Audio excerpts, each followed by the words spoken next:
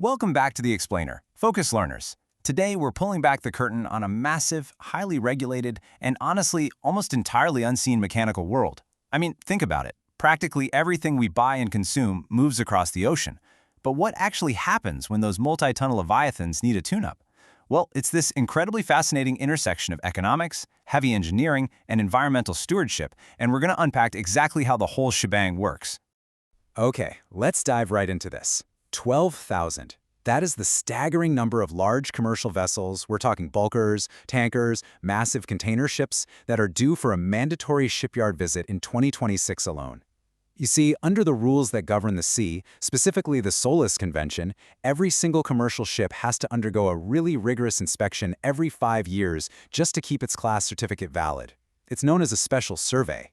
And if a ship doesn't get this certificate, well, it loses its insurance, it loses its legal right to trade, and it completely stops earning money. And because of how the global fleet was built over the years, a massive wave of these 5-year cycles is hitting exactly in 2026. But it's not just the sheer volume of ships causing a crunch in this $40 billion industry, it's what these vessels actually need done. We've got 3 ticking clocks going off all at once here. First up, the fleet is getting old. Around 70% of the ships due for their survey are 15 years old or more. And older ships? That means thinner steel, which means heavy, highly expensive steel plate cutting and welding.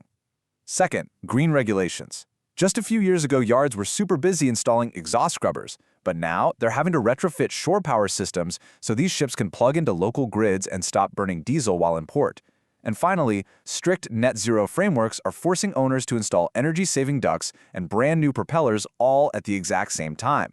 These 3 factors combined, they mean the top shipyards are completely, utterly booked into 2027. So to really wrap our heads around this economic boom, we need to look at the mechanics of it. I mean, just think about the staggering engineering reality of getting a steel structure weighing tens of thousands of tons safely out of the ocean. It's wild.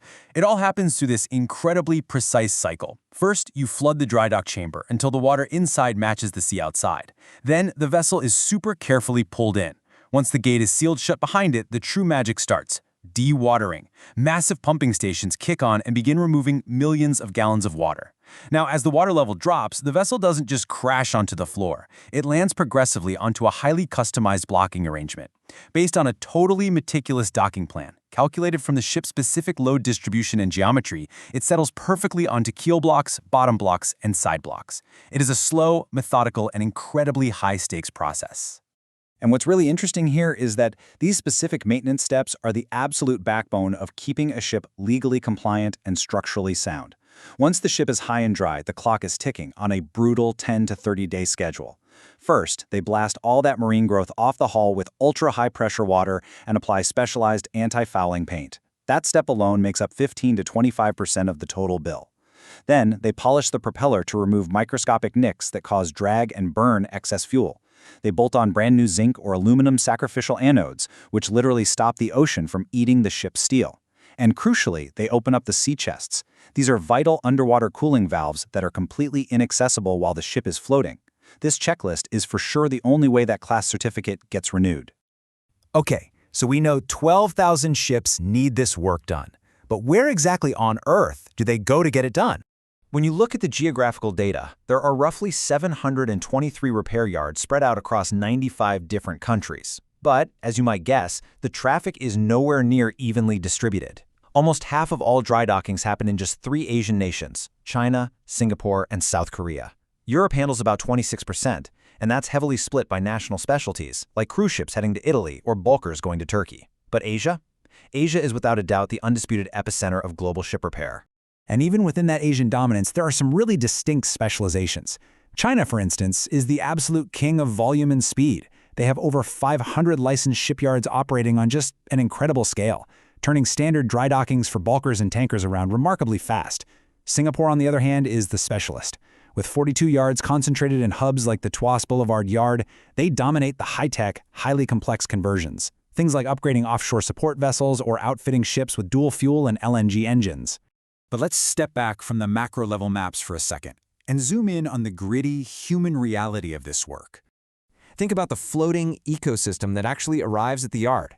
A commercial ship is operated by a strict hierarchy, basically divided into 3 main departments. You have the deck department, led by the captain and chief officer, who navigate the vessel. The engine department, commanded by the chief engineer, keeps those massive propulsion systems running. And the galley department sustains the crew. When the ship enters the dry dock, this dedicated crew effectively hands over their floating home to hundreds of shipyard workers. And just imagine stepping into that environment. It's intense.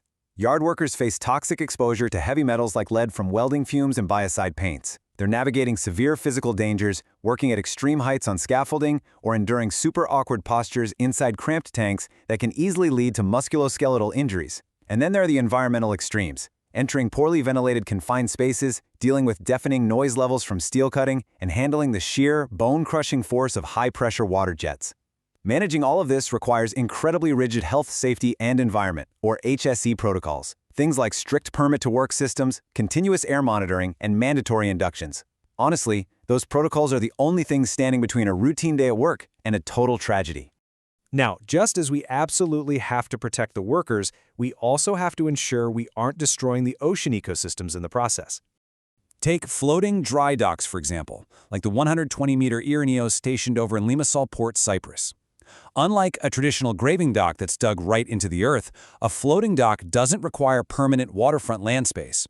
It's essentially a massive U-shaped vessel made of reinforced concrete and steel that sinks itself to scoop up a ship.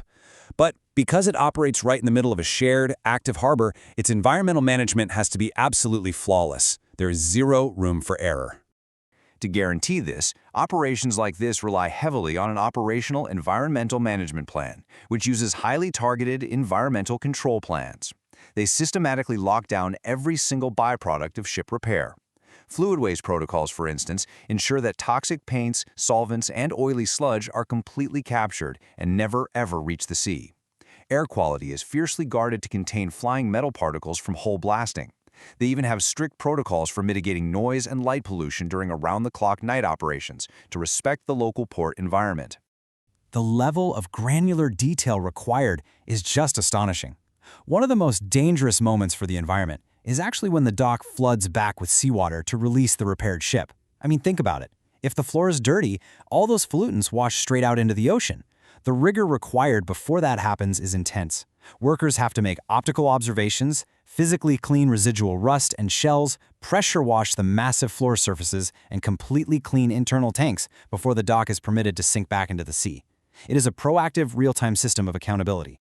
Which really brings us to the ultimate question for the future of maritime logistics. We've got 12,000 aging ships rushing toward a handful of major global shipyards, all desperately needing expensive retrofits and heavy steelwork to comply with new, super strict green regulations. The demand is skyrocketing, and the dry docks are booked solid. So can the global ship repair network handle this unprecedented boom in capacity without taking shortcuts that compromise the very oceans they're sailing on? It's a massive engineering and environmental tightrope act, and how the industry balances it in 2026 is going to impact global trade for decades to come.